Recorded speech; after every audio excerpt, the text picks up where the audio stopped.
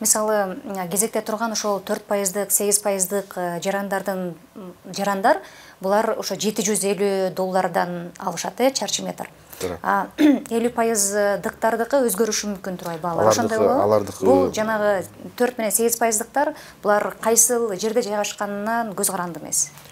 4% менен алгандар булардыкы дагы айырмасы бар.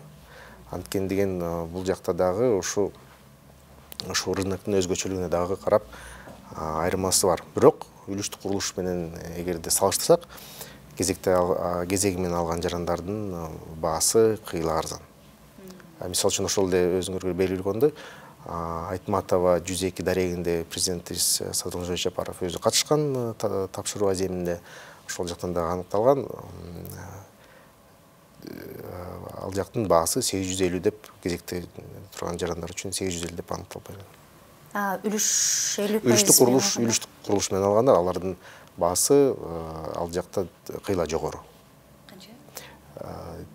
$950 жогору.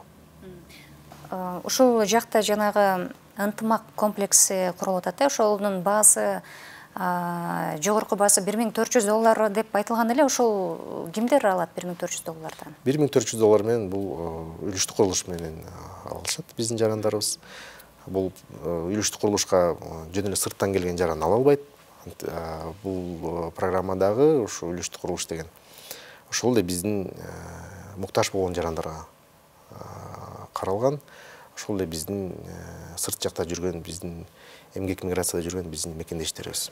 Буларга дагы ушундай мүмкүнчүлүк түзүлгөн. Ал эми кезеги менен алгандар, булардын баасы кыйла арзан болот. $750, 750 ынтымак комплекси. Ынтымак комплексинде ал жактын баасы кезекте турган жарандар үчүн ал жакта ушу Айтматова дарегин менен бирдей болот. 850.